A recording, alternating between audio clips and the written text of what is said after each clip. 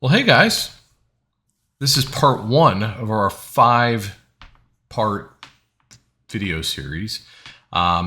This will be the first bullet point of the things we talked about in the original video. If you haven't watched that, it basically covers the 5 reasons that you're likely failing to progress as a day trader. And what I've decided to do is cover each one of those 5 things in its own little individual video. And this is the first of those 5. Now, I want to be very clear. These videos aren't going to be extremely long because I want them to be clear, concise, easy to understand. But more importantly, I need you to recognize whether you are falling victim to these things, because the sooner you can address them, acknowledge them, address them, then the sooner you can move forward. Okay? The first one we're going to talk about, or what the topic of this particular video is going to be, is overtrading. Now, I heard an interesting quote today, and it rings so true. Now, I think it's worth noting that I've been teaching people how to trade for a little over 3 years now. So it's not only my personal convictions and my personal feelings that I'm going to be talking about in these videos. It's the fact that there are hundreds, thousands of day traders that I have interacted with over the course of these 3.5 to 4 years. And I'm using the data that I've collected from them as well. So the things I'm telling you, I know to be very accurate for the majority. This is not a statistical thing. You're not a robot. You have emotions, you have feelings, and therefore you can't trade like a robot, which is the only way you can consistently trade a trade plan 100% accurately over and over and over and over again. Okay? But before we get too far ahead of ourselves, let me tell you what the quote was. A loser is just a winner who tried again. Now think about that. It sounds harsh. It sounds mean. It could hurt your feelings. But in trading, it's really true most of the time.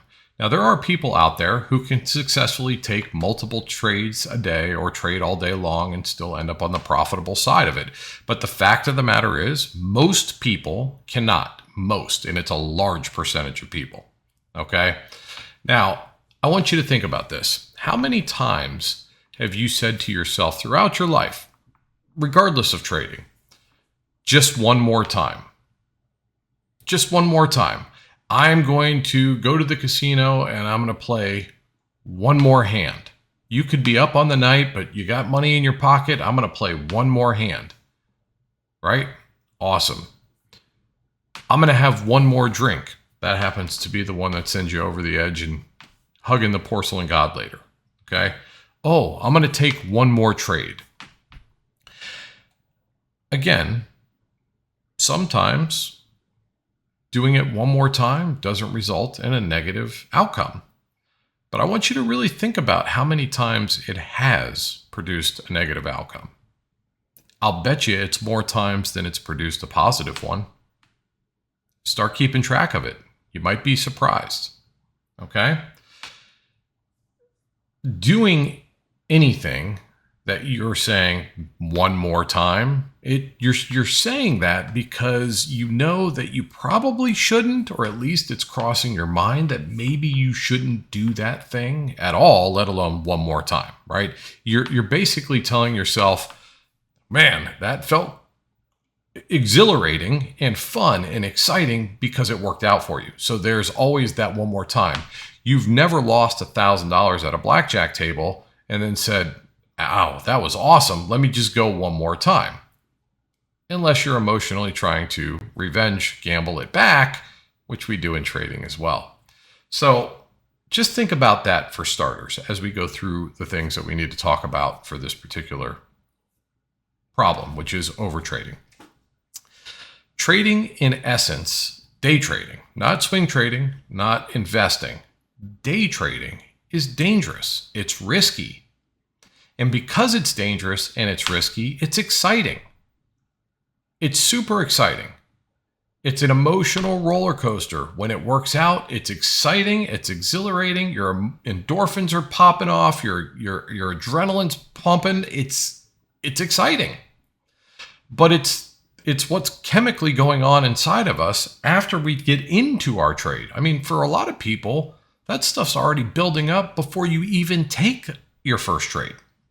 And the fact of the matter is, that's going to continue to happen, no matter how long you do this. But there's a weird thing that happens, okay? So you're excited.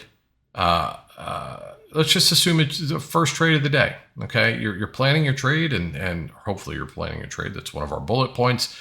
And you say, you know what? This is what I want to see. This is what I want to do. I'm going to do it, right? And immediately, you're getting excited as the move's going your way. You're getting a little not so excited when it's going against you, but you're chemically in your body, things are going on, right? And it's those things that start to cloud our judgment, okay? Think about it like this. Let's say you take your first trade of the day and you win. Awesome. But then just one more time. We're going to take one more trade. That's fine. You're feeling good. And you'll justify it by saying, well, I have a little bit of a cushion because I won my first trade, so I can afford to take this trade. And I'll make sure that I don't let it turn me red on the day. If anything, I'll break even for the day and then I'll be done, which is not usually how it works. But here's the thing. So you're justifying doing something that you know is risky, that could very easily not work out the way you want, but you're only seeing the side that will benefit you, not the side that might not, right? That's the chemical effect in your body telling you should do this, right? You're chasing a number, you're excited because you won, you'll justify every reason to stay there. And if you take that trade, your second trade might be a winner. But what do you think is happening every time after that you take a trade, win or lose? Do you think the emotional level in your body is getting stronger or weaker? Right? The more money you make, the bigger risk you're likely to take. Right? The longer you're willing to hold one that isn't going for you because you have a bigger pile of money to act as a buffer. It triggers a domino effect. Again, whether you win your first trade or lose your first trade, things are made, decisions that you make after that point are definitely going to be different because of the result of the first one. I'm telling you, recognize it in yourself. If it doesn't affect you, I envy you. I'm jealous of you. Okay? Likewise, if your first trade of the day is red, do you find it easier to walk away after your one trade for the day is red? Or do you find the desire to take another trade, not because you necessarily see the right setup, but more so because you can't stand to end that green streak that you may have been on? Or you're so close to hitting a milestone in your account, or you are one trade away from being profitable on the month. Whatever the case is, again, you'll justify doing it, even though you realize or it's crossed your mind that maybe you shouldn't, right? So just one more time. And that's going to go one of two ways. You're either going to trade your way back from red to even or red to green, but then you just open up another can of worms.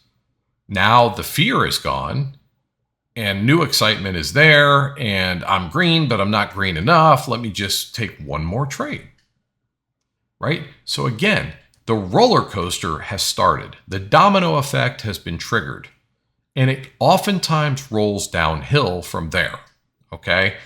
And you got to be aware of that, because if you don't, it's going to be one of the several reasons that you're not going to progress as a day trader, okay? Day trading is not like your typical life rules, meaning it's not like you're learning to ride a bike and you fall off the bike, and yes, you might get a scratch or a bruise or a bump, but you get back on the bike and you try again, right? Or you may try and create a business or write a book or whatever the case is, right? And yeah, if it fails, a lot of times it just costs you some time, some energy, maybe a little bit of money, but whatever, right? You just brush yourself off and try again. That's a great mentality to have. The problem is in trading, when you fail, you lose money. And, losing money is problematic for most people, especially here in the US, because, well, we like our creature comforts. And without money, we can't have those things. So money makes us do funny things, okay? And then the other thing that you need to be aware of that most people don't even think about when it comes to overtrading, unless you only have time to trade in the second half of the day, by the second half, I would say after 12 o'clock, the rules of the game change. So your strategy needs to be tweaked, okay? So if you trade in the morning, theta is a lot less aggressive, volume is typically higher, and you don't have as many support resistance levels to deal with. You haven't had a chance to come up with much of a bias, right? Because you hadn't seen enough chart to have a bias. I mean, there's a lot that goes on into it. But if you trade the first half of the day and then you say, hey, I'm going to trade the second half of the day because why not? I want to sit here all day. I'd love to have a job sitting behind a computer desk all day long, even though it might actually cost me money to work that job because I chose to do that. But hey, we won't worry about that. So in the second half of the day, now lately this has not been the case, and the only reason trading in the second half of the day has been doable as of late is because, well, Donald Trump has shaken up the stock market to where it just is moving big every day. But here's the reality. When the stock market settles back down, the second half of the day is dangerous because theta is higher, pullbacks hurt more. You're going to want to change your expiration dates if you're going to trade later in the day. You just got to know, without getting into trading strategies, that things change. The goalposts moves, okay? And if you've already created some emotions because you've already taken some trades on the day, just know that the market gets a bit more treacherous and it's stacking against you the later in the day it goes. Now, I'm going to leave you with one final stat that I learned about myself, right? So my win rate's very high. It's north of 90% before 12 o'clock. Well, after 12 o'clock, I don't forget how to trade, but this is what made me realize how drastically the market itself changes later in the day when you're trading same day expirations. My win rate dropped to below 50% in the second half of the day. Okay? So instead of trying to find a workaround for that, I just chose to stop trading after 12 o'clock. And suddenly my win rate overall improved and I stopped losing money that I'd made in the first half of the day. So the point of this particular bullet point here, or the over trading, is, guys, keep track. You don't have to believe me, but at least pay attention to the number of times per day that you say to yourself, I'm just going to take one more trade, and you end up with less than what you had before you took the second trade. I'm not saying you're going to turn a green day red. I'm not saying you can't make a green day greener. I'm just saying that way more often than not, you will find a way to take a good green day and make it either less green, break even, or red. I know this because thousands of people admit it to me over the course of the years. And I know because I've done it myself. So with that, start keeping track of this particular thing. And if you're interested, we're going to move on to the next one, which is indicators. Indicators are likely causing you to struggle to become profitable or consistent as a day trader. I know, controversial, but go check that video out. It's right here in the corner. I'll see you over there. Love you.